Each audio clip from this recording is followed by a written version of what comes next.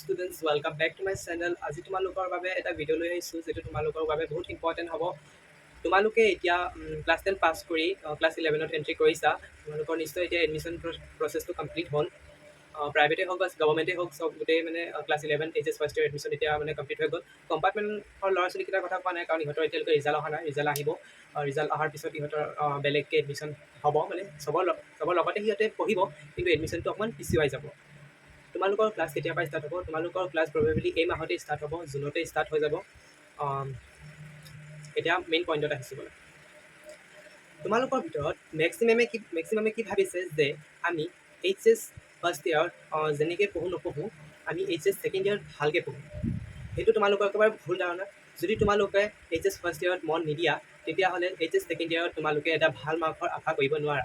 কাৰণ HS first ইয়াৰত হ'ল বহুত ডিফাৰেণ্ট। তোমাৰ ক্লাছ 1ৰ পৰা 10লৈকে যিকেইটা পঢ়িছা, তাৰ পৰা বহুত ডিফাৰেঞ্চ ক'ত আছে? তোমাৰ এইচএছ ফাৰ্ষ্ট ইয়াৰত আছে। আৰু তোমালোকে যদি এইচএছ ছেকেণ্ড ইয়াৰত এটা ভাল নম্বৰ আশা কৰিছা, যে ভাল নম্বৰ পাম বুলি এইচএছ ছেকেণ্ড ইয়াৰত, তেতিয়াহ'লে তোমালোকে সেই বেছটো এইচএছ ফাৰ্ষ্ট ইয়াৰতে বনাব লাগিব, ক্ৰিয়েট কৰিব লাগিব আৰু ষ্ট্ৰং কৰিব লাগিব। তাৰ মাজতে কৈ দিছোঁ, চবে এনেকুৱা ভাবিব যে আমিতো এতিয়া বহুত কষ্ট কৰি মেট্ৰিক পাছ কৰি আহিছোঁ, এতিয়া আমি এবছৰমান ৰেষ্ট ল'ম। ৰেষ্ট তোমালোকৰ হৈ গ'ল। তোমালোকৰ আজি মেট্ৰিকৰ পিছত বন্ধ, এমাহ, 2 মাহ, 3 মাহ, 4 মাহ, তোমালোকৰ বহুত ৰেষ্টৰ টাইম গ'ল। এতিয়া তোমালোকে এতিয়া ফ'কাছ কৰা তোমাৰ ষ্টাডিত। এতিয়া তোমালোকৰ কি ছাবজেক্টছ বা আৰ্টছেই হওক, কমাৰ্চেই হওক, ছায়েন্সেই হওক, তোমালোকে এতিয়া নিজৰ ষ্টাডিত ফুল্লি ফ'কাছ কৰিব লাগিব। মই কেলৈ কৈ আছোঁ যে এইচএছ ফাৰ্ষ্ট ইয়াৰত বহুত মন দিব লাগিব, বহুত ইম্পৰ্টেণ্ট এইচএছ ফাৰ্ষ্ট ইয়াৰটো। কাৰণ হ'ল তোমালোকে যেতিয়া এতিয়া হিউমেনিটিছ লৈছা, আৰ্টছৰ ষ্টুডেণ্টৰ কথা কৈ আছোঁ, চবৰ কাৰণে এপ্লাই হ'ব। এইটো আৰ্টছৰ নহয়, অকল আৰ্টছৰ নহয়, কমাৰ্চতো, ছায়েন্সতো, আৰ্টছতো চবৰ কাৰণে এপ্লিকেবল। আৰু এই কথাবোৰ মনত ৰাখিবা, কাৰণ তোমালোকে এতিয়া পলিটিকেল ছায়েন্স পঢ়িছা। পলিটিকেল ছায়েন্স, হিষ্ট্ৰী, জিঅ'গ্ৰাফী, স্বদেশ অধ্যয়ন আৰু যিকেইটা ছাবজেক্ট আছে, এইকেইটা তোমালোকে বহুত ডিফাৰেঞ্চ ক্লাছ 10ৰ পৰা। আৰু এইকেইটাৰ যদি তোমালোকে বেছকেইটাই ক্লিয়াৰ নকৰা, তুমি ডাইৰেক্ট যদি গৈ ভাবা যে মই 12ত পঢ়িম, সেইটো নহ'ব। কাৰণ বেছটো ক্লিয়াৰ কৰা, বেছটো ষ্ট্ৰং কৰাৰ বহুত ইম্পৰ্টেণ্ট এটা ৰ'ল প্লে' কৰে তোমাৰ এই ক্লাছ 10-12ৰ এক্সামত। আৰু যদি তুমি বেছটো ভালকৈ নাজানা, মানে কেনেকৈ কি হ'ল, কেনেকৈ ষ্টাৰ্ট হ'ল, ৱাৰকেইটা যিকেইটা হিষ্ট্ৰী পলিটিকেলত আছে, ৱাৰকেইটা সেইকেইটা যদি ষ্টাৰ্টিঙৰ পৰাই নাজানা, তুমি যদি ক্লাছ 12ত ডাইৰেক্ট গৈ পঢ়িম বুলি ভাবা, 12ত যিমানেই নপঢ়া কিয়, তোমাৰ সেই ক্লাছ 11ৰতো বহুত এটা ডাঙৰ ৰ'ল প্লে' কৰিব। সেইটো মাইণ্ডত ৰাখিবা। আৰু তোমালোকে এতিয়াৰ পৰা কি কৰিবা, তোমালোকে এতিয়া বহুত দিন ধৰি হ'ল চাগে পঢ়া নাই। কিছুমানে পঢ়িছে, চবৰ কথা নকওঁ, কিছুমানে পঢ়িছে ফাৰ্ষ্ট ইয়াৰৰ কাৰণে, আগৰ পৰাই পঢ়িছে, মেট্ৰিক দিয়ে পঢ়ি আছে। ছায়েন্সৰ ষ্টুডেণ্টকেইটাই নীটৰ কাৰণে প্ৰিপেৰেশ্যন কৰি আছে, জেইৰ কাৰণে প্ৰিপেৰেশ্যন কৰি আছে এতিয়াৰ পৰাই। আৰু আৰ্টছৰকেইটাই কি কৰিব, এতিয়া তোমালোকে চেষ্টা কৰা যে দিনত 1 ঘণ্টাকৈ এটা ছাবজেক্টত দিব। যদি 1 ঘণ্টাও নোৱাৰো, আধা ঘণ্টাকৈ তোমালোকে এটা ছাবজেক্টক ডেইলি দিয়া। আৰু এই প্ৰচেছটো তুমি এমাহ কৰা। এমাহ কৰাৰ পিছত তুমি কি কৰিবা, সেই আধা ঘণ্টাটো তুমি 1 ঘণ্টা লৈ যাবা, মানে 1 ঘণ্টাত এটা ছাবজেক্ট পঢ়িবা। এনেকৈ পঢ়িবা, মানে ইনক্ৰিজ কৰিবা। কাৰণ আধা ঘণ্টা এটা ছাবজেক্ট আমি নৰ্মেলি পঢ়িবই পাৰোঁ। আধা ঘণ্টা পঢ়িলে 6টা ছাবজেক্ট তোমাৰ আছে, 3 ঘণ্টা। 3 ঘণ্টা যদি তুমি 24 ঘণ্টা তুমি পঢ়াত 3 ঘণ্টাও দিব নোৱাৰা, তেনেহ'লে কেনেকৈ হ'ব তোমাৰ? কাৰণ এতিয়া বহুত কম্পিটিটিভ ৱৰ্ল্ড হৈ গৈছে। তোমাৰ লগত তুমি অকলে নাই ৰেচত, তোমাৰ লগত বহুত কম্পিটিশ্যন আছে। আৰু কম্পিটিশ্যন এইবিলাক বাঢ়ি আছে, বছৰ বাঢ়ি আছে। চ' নিজে তুমি ইউনিক হ'ব বিচাৰা নহয়, তেতিয়াহ'লে তুমি এতিয়াৰ পৰা প্ৰিপেয়াৰ কৰিব লাগিব। এতিয়া আহোঁ আমি মেইন টপিকলৈ, যে আমি এইচএছ ফাৰ্ষ্ট ইয়াৰত বা ছেকেণ্ড ইয়াৰত কেনেকৈ 95+ আনিব পাৰিম। চ' সেইটোৰ কাৰণে তোমালোকৰ কোনো মানে এনেকৈ নালাগে যে মই 10 ঘণ্টা পঢ়িলেই মোৰ 95+ আহিব, 12 ঘণ্টা, 13 ঘণ্টা, তেনেকুৱা নহয়। মেইন কথাটো হ'ল তোমালোকৰ কনচেপ্টবিলাক ক্লিয়াৰ থাকিব লাগিব। তাৰমানে তুমি যে নোটছকেইটা তোমালোকে যদি নোটছ কৰা, এই নোটছকেইটা তোমালোকে নিজে বনাব লাগিব। তুমি কোনোবা ফ্ৰেণ্ডছৰ পৰা লৈ ল'লা, তেনেকৈ নহ'ব। ফ্ৰেণ্ডছৰ পৰা ল'লে তোমালোকৰ কি হ'ব, যে সিটো লিখিছে, সিটো নিজে বনাই লিখিছে, তাৰ মাইণ্ডত বহুত কিবাকিবি আছে সেই টপিকটো লৈ।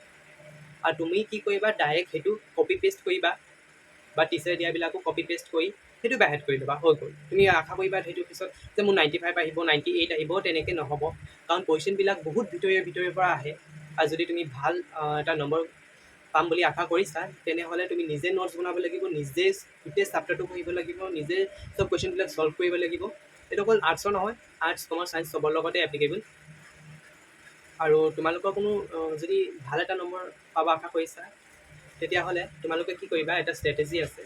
ত' তোমালোকৰ এই বন্ধু বান্ধৱ এইবিলাক অকণমান চাইড কৰিব লাগিব। মই এইটো কোৱা নাই যে ফ্ৰেণ্ডছ নালাগে লাইফত, ফ্ৰেণ্ডছ লাগে, কিন্তু বহুতকেইটা নহয়। যিকেইটা তোমাৰ কামৰ, যিকেইটা তোমাৰ লগত ভাল, এটা দুটা। এই বহুত যে ডাঙৰ এটা ফ্ৰেণ্ড চাৰ্কেলত তুমি থাকিবা, সেইটো তোমাৰ কাৰণে ভাল নহয়। ফ্ৰেণ্ডছ লাইফত লাগে, কিন্তু মেক্সিমাম এটা দুটা তিনিটা, তাৰ ওপৰত ফ্ৰেণ্ডছ হ'ব নালাগে। কাৰণ সেইবিলাক হ'লে এটা বহুত ডাঙৰ ডিষ্ট্ৰেকশ্যন। আৰু তোমালোকৰ ছ'চিয়েল মিডিয়াৰ কথা কৈ দিওঁ। ছ'চিয়েল মিডিয়া চবৰ আছে, মোৰো আছে, ময়ো ইউজ কৰোঁ। ছ'চিয়েল মিডিয়াৰ কথাটো হ'ল তোমালোকে যিমান কম পাৰা সিমান ইউজ কৰিবা। আৰু মই চাইছোঁ যে বহুতো ল'ৰা ছোৱালী অকল ছ'চিয়েল মিডিয়াৰ কাৰণে ওপৰত ডিপেণ্ড হয় পঢ়াৰ ক্ষেত্ৰত। অকল তুমি ইউটিউবত চালে নহ'ব। মই যিটো ৰিয়েলিটি সেইটো কৈ দিছোঁ, অকল ইউটিউবত চালে নহ'ব। ইউটিউবত তুমি অকল ভিডিঅ'টো চাবা, কনচেপ্টটো ক্লিয়াৰ কৰিবা, তাৰপিছত তুমি নিজে নিজে চবকেইটা ছল্ভ কুৱেশ্যন এনচাৰ ছল্ভ কৰিবা। আৰু যিকেইটা মানে নিজে পাৰা কৰিবা, আৰু যিকেইটা মানে নোৱাৰা সেইকেইটাহে তোমালোকৰ ইউটিউবত আহিবা। ইউটিউবত তোমালোকৰ বহুত কিবা কিবি আছে, ইউটিউবৰ পৰাও তুমি হেৰি কৰিব পাৰিবা, পঢ়ি ভাল নম্বৰ এটা গেইন কৰিব পাৰিবা। আৰু ফাৰ্ষ্ট ইয়েৰৰ ল'ৰা ছোৱালীক স্পেচিয়েলি কৈছোঁ, তোমালোকে এইটো ধেমালিত নল'বা যে ফাৰ্ষ্ট ইয়েৰ হয়, একো নহয়, চব কলেজত পাছ কৰাই দিব, ফাৰ্ষ্ট ইয়েৰ পাছ কৰাই দিব। পাছটো কৰাই দিব, পাছ কৰাই দিব, কিন্তু সেইটো তোমাৰ মানে এটা বহুত, তুমি বহুত পিছ কৰি থাকিবা বেলেগত। মই এইটো কৈ দিছোঁ কথাটো, তোমালোকে মাইণ্ড কৰিবা। মই এতিয়া পাৰ্চনেলি তোমালোকক কিবামান ছাজেশ্যন দিছোঁ যে এতিয়া তোমালোকে অকণ একো গাইড চাইড কিনিব নালাগে ফাৰ্ষ্ট ইয়েৰত। তোমালোকৰ যিকেইটা কিতাপ আছে কলেজৰ পৰা দিব, বা নিজে কিনি ল'বা। দিলেতো ভাল কথা, নিদিলে তোমালোকে নিজে কিনি ল'বা। আৰু একো গাইড চাইড নালাগে, ৰেফাৰেঞ্চ নালাগে, মডেল নালাগে তোমালোকক ফাৰ্ষ্ট ইয়েৰত। তোমালোকে অকল জাষ্ট পঢ়িবা, পঢ়ি কেনেকৈ ভাল এটা ৰিজাল্ট কৰিব পাৰে সেইটো তোমালোকে মাইণ্ডত ৰাখিবা। আৰু বেলেগ একোৱেই নালাগে। আমাৰ পেৰেণ্টছ আমাক বহুত কিবা কিবি দিছে, আমাক ছাফিচিয়েণ্ট বস্তু দিছে, আমাৰ যিকেইটা ৰিকুৱাৰমেণ্ট হৈছে সেইকেইটা আমাক দিছে, ফুলফিল কৰিছে। আৰু আমাক কি লাগে? একোৱেই নালাগে। আমাৰ জাষ্ট অকল ঘৰত বহি পঢ়িব লাগে। That's is for today's video'. আজিৰ কাৰণে মই ইয়াতে সামৰিছোঁ। মই তোমালোকৰ লগত সদায় আছোঁ। তোমালোকৰ কি ডাউট আছে এই ভিডিঅ'ত, বা আৰু কিবা ডাউট থাকিলে মোক কমেণ্ট কৰি জনাবা। আৰু তোমালোকৰ যিকেইটা ইংলিছ, অল্টাৰনেটিভ ইংলিছ আৰু গোটেই HS first year second year ছাবজেক্টকেইটা আছে, মই গোটেইকেইটাৰ ভিডিঅ' টপিকৰ ওপৰত ভিডিঅ' আনিম। চ' এইটো মোৰ ফাৰ্ষ্ট ভিডিঅ'ৰ কাৰণে অকণমান কথা কোৱাটো ভুল হ'ব পাৰে, বা মোৰ চাইনেছো অকণমান দেখিব পাৰে, দেখিব পাৰি। চ' থেংক ইউ ফৰ ৱাচিং। যদি ভিডিঅ'টো ভাল লাগিছে, যদি ভাল এটা নম্বৰ আশা কৰিছা পাম বুলি, তেতিয়াহ'লে চেনেলটো ছাবস্ক্ৰাইব কৰিবা আৰু তোমালোকৰ লগৰ লগত শ্বেয়াৰ কৰি দিবা। Thank you so'